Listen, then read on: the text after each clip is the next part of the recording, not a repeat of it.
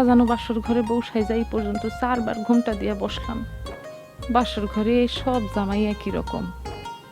শুরুতে এত লাজুক, কোনো কথাই বলতে পারে না, মুখ দিয়া রাও করে না, লাজে টকটকা লাল হয়ে যায়।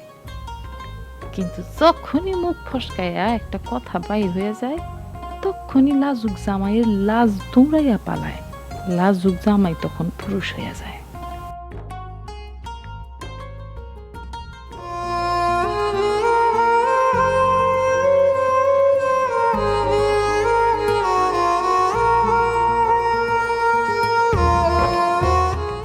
জি না, রাইত পার হইয়া গেলেও আমি আগে কথা বলবো না।